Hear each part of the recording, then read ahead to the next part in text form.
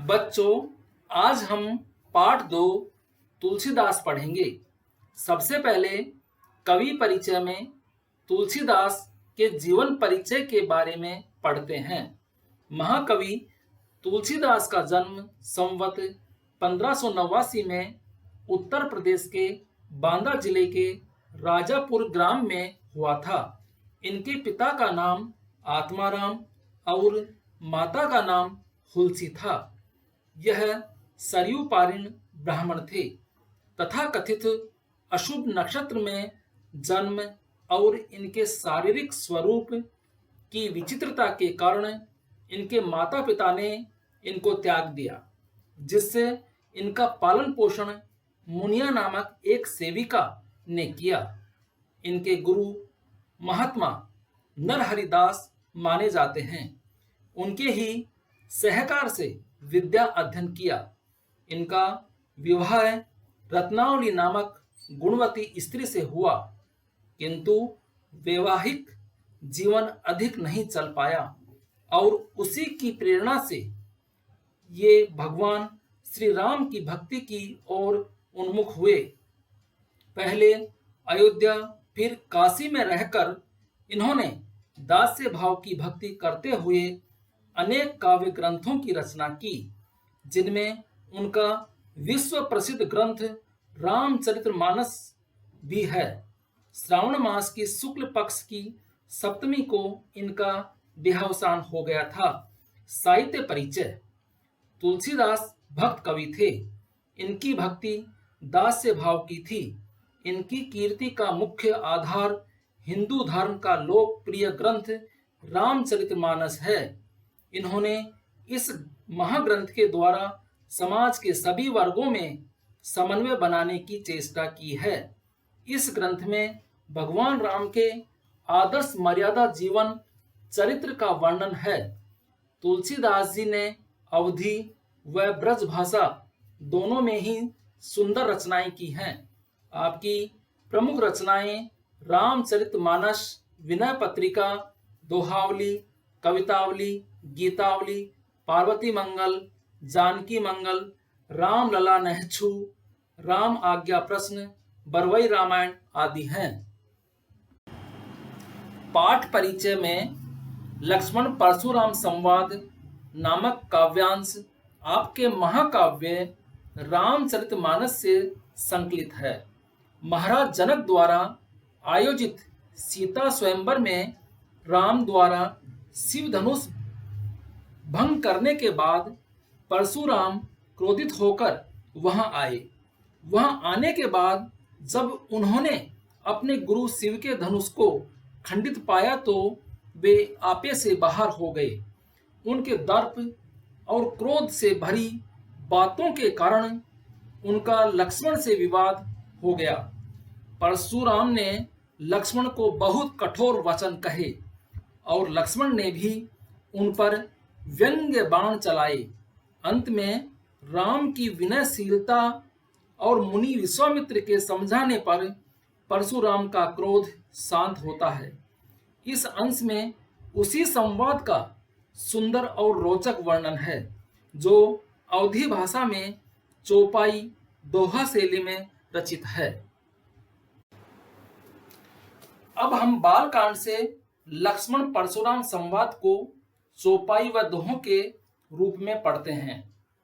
नाथ शंभु धनु भंज निहारा, होई केउ एक दास तुम्हारा।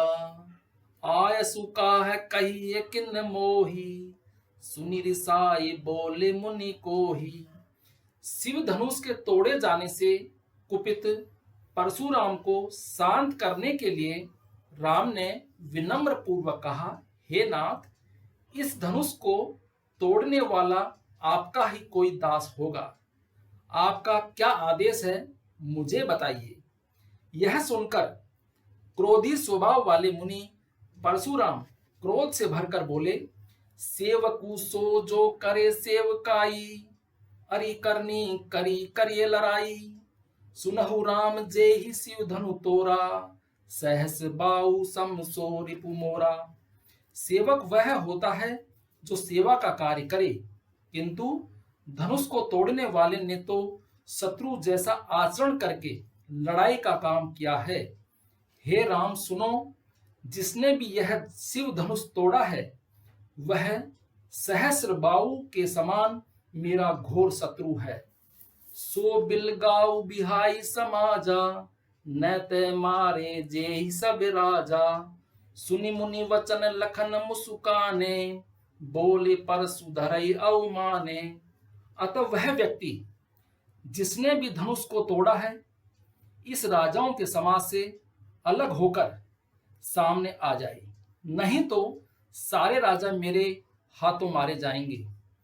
परशुराम के इन क्रोध से भरे हुए वचनों को सुनकर लक्ष्मण मुस्कुराए और उनका निरादर करते हुए कहने लगे, बहु धनुई तोरी लरिकाई, कभौ न असिर से कीन्ही गोसाई। एहि धनु पर ममता के हेतु, सुनि रिसाई कह भृगुकुल केतु। हमने बचपन में न जाने कितनी धनुषियां तोड़ी होंगी, पर तब आपने ऐसा क्रोध कभी नहीं किया। इस धनुष पर आपकी विशेष ममता किस कारण है? लक्ष्मण के ऐसे वचन सुनकर भृगुवंश की ध्वजा अर्थात परशुराम ने क्रोधित होकर कहा, रे नृप बालक काल बस, बोलत तोहिन संवार। धनु ही समति पुरारी धनु, विदित सकल संसार। अरे राजकुमार, तू काल के वशीभूत है, तभी तुझे बोलते समय ध्यान नहीं कि तू क्या कह रहा है। क्या सारे संसार में प्रसिद्ध यह शिव का धनुष उन धनुषियों के समान हो सकता है? लखन कहा हसी हमरे जाना, सुनहु देव सब धनुष समाना। का क्षति लाभ चून धनु तोरे, देखा राम नयन के भोरे। लक्ष्मण ने हंसते हुए परशुराम जी से कहा, हे देव, हमारी समझ से तो सब धनुष एक जैसे ही होते हैं। एक पुराने धनुष को तोड़ने से किसे हानि या लाभ हो सकता है?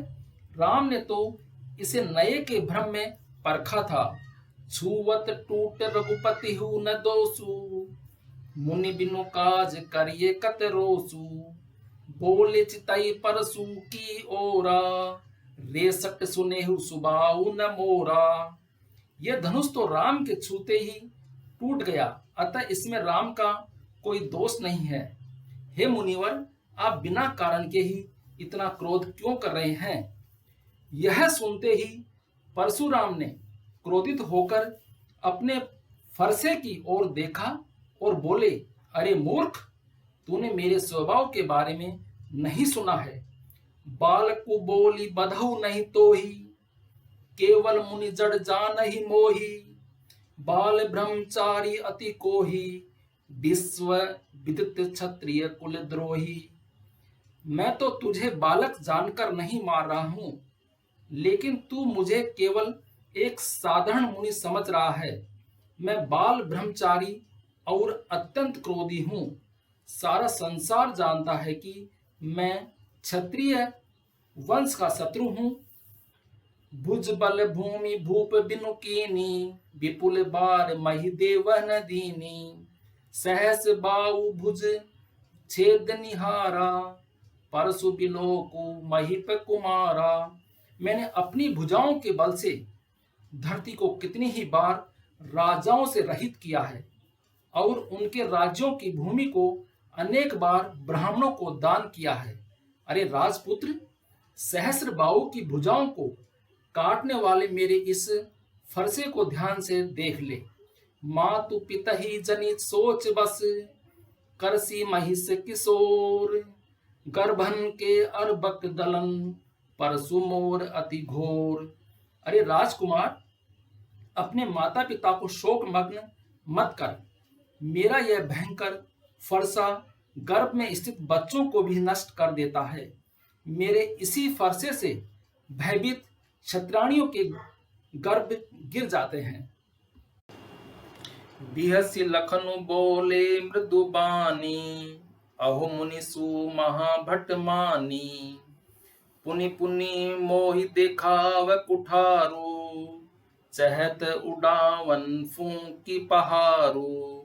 लक्ष्मण ने हंसते हुए मधुर वाणी में कहा कि हे महामुनि, आपको तो निश्चय ही महान योद्धा मानना पड़ेगा। आप बार बार मुझे अपना फरसा दिखाकर डराना चाह रहे हैं। आप तो फूंक से पहाड़ को उड़ा देना चाहते हैं। इहाँ कुहम्बड़ बतिया को नाही, जे तर्जनी देख डरी जाही। देखी कुठारु सरासन बाना, मैं कछु कहाँ सहित अभिमाना। लेकिन ध्यान रखिए कि हम भी कोई छुई मुई के पौधे नहीं हैं जो आपकी तर्जनी अंगुली दिखाने से डर जाएंगे। हम आपसे डरने वाले नहीं हैं।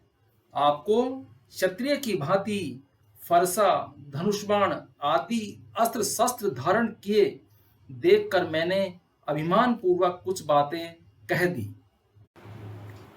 भृगुसुत समुझ जनेऊ बिलोकी, जो कछु कहऊ सहूर सिरोकी। सुर महिसुर हरिजन अरुगाई, हमरे कुल इन्ह पर न सुराई। पर मुझे अब ज्ञात हुआ है कि आप तो महर्षि भृगु के वंशज हैं। आपका जनेऊ बता रहा है कि आप ब्राह्मण हैं। इसी वजह से आपकी सारी उचित अनुचित बातों को मैं क्रोध को रोककर सुन रहा हूँ। हमारे कुल में देवता, ब्राह्मण, भक्तजन और गाय पर वीरता दिखाने की परंपरा नहीं है। बदे पापू अपकीर्ति हारे, मारत हूँ पापर ये तुम्हारे। कोटि कुलिस संवचन तुम्हारा, व्यर्थ धरऊ धनु बाण कुठारा। क्योंकि इन्हें मारने पर पाप लगता है और इनसे हार जाने पर अपयश मिलता है। आप ब्राह्मण होने के नाते पूज्य और अबध्य हैं, अतः आप हमें मारेंगे तो भी आपके चरणों में ही पड़ेंगे। आपकी तो वाणी ही करोड़ों वज्रों के समान कठोर है। फिर आप ये धनुष बाण और कुठार व्यर्थ धारण करते हैं। जो बिलो की अनुचित कहेऊ, क्षमऊ महामुनि धीर। सुनी सरोस भृगुवंश मणि, बोल गिरा गंभीर। हे मुनिवर, आपके वेश को देखकर मैंने अनुचित बातें कह दी, अतः आप उन अनुचित बातों को क्षमा कर दीजिए। क्योंकि आप तो बड़े धैर्यवान और क्षमाशील हैं। लक्ष्मण की ये व्यंग्यमयी बातें सुनकर भृगुवंश में श्रेष्ठ परशुराम क्रुद्ध होकर गंभीर वाणी में कहने लगे। कौशिक सुनऊ मंद यह बालकु, कुटिल काल बस निज कुल घालकु। भानु वंश राकेश कलंकु, निपट निरंकुश अबुध असंकु। परशुराम ने विश्वामित्र से कहा, हे विश्वामित्र, यह बालक लक्ष्मण बुद्धिहीन और कुटिल स्वभाव वाला है। यह काल के वश में होकर अपने कुल का भी नाश कराएगा। यह सूर्यवंश रूपी चंद्रमा में कलंक के समान है।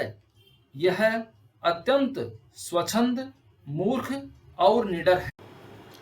काल कौलु होई छन माही, कहूं पुकार खोरी मोहि नाही। तुम्हें हटकऊ जऊ चहु उबारा, कही प्रतापु बलु रोसु हमारा। यह क्षण भर में मेरे हाथों मारा जाएगा। मैं पुकार कर कह रहा हूं कि मुझे दोष मत देना। यदि आप इसे बचाना चाहते हैं तो इसे हमारे प्रताप, बल और क्रोध का परिचय करा के रोक लीजिए। लखन कहेऊ मुनि सूजसु तुम्हारा, तुम्हि अछत को बर नहीं पारा। अपने मुँह तुम्हें आपनी करनी, बार अनेक भांति बहु बरनी। यह सुनकर लक्ष्मण ने कहा, हे मुनीश्वर, आपके रहते हुए आपके यश का वर्णन और कौन अच्छी प्रकार कर सकता है। आपने अब तक अपने मुंह से अपने कार्यों की खूब प्रशंसा की है। नहीं संतोषु तै पुनि कछु कहऊ, जनि ऋषि रोग दुसह दुख सहऊ। वीर व्रति तुम धीर अछोबा, गारी देत न पाऊ शोभा। फिर भी यदि आपको संतोष न हुआ हो तो और कुछ कहिए। आप अपने क्रोध को मन में दबाकर असहनीय दुख मत सहिए। आप तो वीरता का व्रत धारण करने वाले हैं, धैर्यवान हैं और दुखी न होने वाले हैं। आप इस प्रकार गाली देते शोभा नहीं पाते हैं। सूर समर करनी करही, कहीं न जनावही आपू। विद्यमान रन पाई रिपु, कायर कतई प्रतापू। सूरवीर युद्ध में खुद वीरता का प्रदर्शन किया करते हैं। वे अपने मुंह से अपनी प्रशंसा नहीं करते।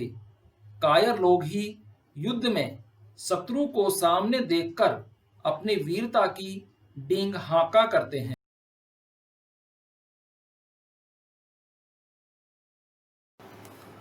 तुम्हें तव कालू हाक जनु लावा, बार बार मोहि लागी बोलावा। सुनत लखन के बचन कठोरा, परशु सुधार धरे कर घोरा। लक्ष्मण ने परशुराम से कहा, आप तो मानो मृत्यु को अपने साथ हाँक कर ले आए हैं, इसीलिए बार बार उसे मेरे लिए बुला रहे हैं। लक्ष्मण के ऐसे कठोर और व्यंग्यमय वचन सुनकर परशुराम ने अपने भयंकर फरसे को संभालकर हाथ में ले लिया। अब जनि देई दोषु मोहि लोगु, कटुबादी बालकु बद जोगु।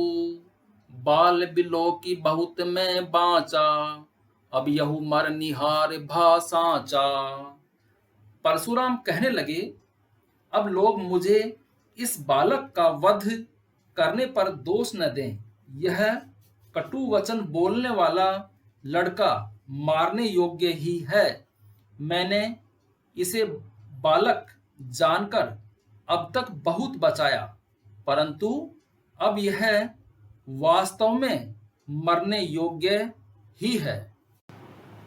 कोशिक कहाँ क्षम्य अपराधु, बाल दोष गुण गनहि न साधु।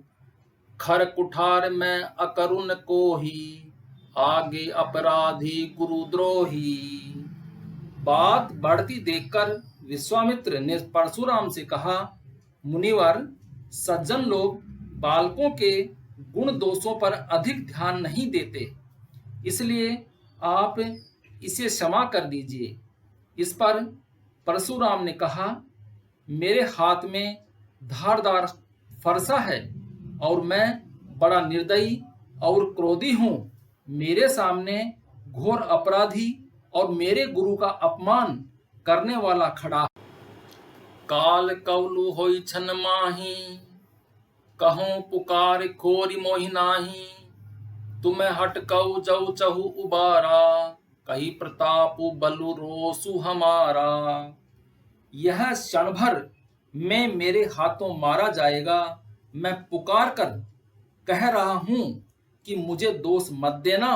यदि आप इसे बचाना चाहते हैं तो इसे हमारे प्रताप, बल और क्रोध का परिचय करा के रोक लीजिए। गादि सुनु कह हृदय हंसी, मुनि हरि अरई सूझ। अय मय खांड न ऊख मय, अजऊ न बूझ अबूझ। यह सुनकर विश्वामित्र मन ही मन हंसे और सोचने लगे कि मुनि परशुराम को अब भी हरा सूझ रहा है। यह इन राम लक्ष्मण को भी उन साधारण क्षत्रियों जैसा समझ रहे हैं जिनको इन्होंने सहज ही मार गिराया था। इनको पता नहीं कि ये राजकुमार गन्ने के रस से बनी खांड न होकर लोहे की खांड हैं, इनसे पार पाना असंभव है। अज्ञानवश मुनि सच्चाई को नहीं समझ पा रहे। कहो लखन मुनिशील तुम्हारा, को नहीं जान विदित संसारा। माता पिता ही ऊरिन भय के, गुरु रिनु रहा सोचु बड़ जी के। लक्ष्मण ने परशुराम से कहा, आप कितने शील स्वभाव वाले हैं, यह बात सारा संसार जानता है। माता पिता के ऋण से तो आप अच्छी तरह से मुक्त हो गए, लेकिन गुरु का ऋण बाकी रह जाने से आपके मन में बड़ी चिंता थी। सो जनु हमरे माथे काढ़ा, दिन चली गए ब्याज बड़ बाढ़ा। अब आनिए व्यवहरिया बोली, तुरंत देऊ मैं थैली खोली। आपने उस ऋण को हमारे माथे मढ़ दिया, दिन भी बहुत हो गए, इसलिए इस ऋण का ब्याज भी काफी बढ़ गया होगा। अब आप किसी हिसाब लगाने वाले को बुला लीजिए, आपका जितना ऋण निकलेगा मैं तुरंत थैली खोलकर चुका। सुनी कटु वचन कुठार सुधारा, हाय हाय सब सभा पुकारा। भृगुबर परसु देखा वहु मोही, विप्र विचार बचौ नृतद्रोही। लक्ष्मण के इन कटु व्यंग्य वचनों को सुनकर परशुराम ने अपना फरसा संभाल लिया। वह लक्ष्मण पर प्रहार करने को आतुर हो गए। यह देखकर सारी सभा हाहाकार करने लगी। इतने पर भी लक्ष्मण चुप नहीं हुए और बोले, हे भृगुवंशी, आप मुझे फरसा दिखाकर डराना चाहते हैं। अरे क्षत्रियों के शत्रु आप ब्राह्मण हैं, इसीलिए मैं आपसे युद्ध करने से बच रहा हूं। मिले न कबहु सुबठ रन गाढ़े, द्विज देवता घर ही के बाढ़े। अनुचित कही सब लोग पुकारे, रघुपति सही नहीं लखनु नेवारे। आपका अभी तक युद्ध में अच्छे योद्धाओं से पाला नहीं पड़ा, आप घर में ही वीर बने हुए हैं। लक्ष्मण को अभद्र वचन कहते सुनकर सभी लोग उनके व्यवहार की निंदा करने लगे। तब राम ने नेत्रों के संकेत से लक्ष्मण को अधिक बोलने से लखन उत्तर आहुति सरिस, भृगुबर को पुत्र सानु। बढ़त देखी जल सम वचन, बोले रघुकुल भानु। परशुराम की क्रोध रूपी अग्नि को लक्ष्मण के उत्तर आहुति के समान भड़का रहे थे। तब क्रोधाग्नि को बढ़ते देखकर राम ने जल के समान शीतल वचन बोलकर परशुराम के क्रोध को शांत करने का प्रयास किया। पाठ तुलसीदास पूर्ण हो गया है। आशा है आपको ठीक प्रकार से समझ में आया होगा। अब आप इस वीडियो को अवश्य लाइक व सब्सक्राइब करें। धन्यवाद।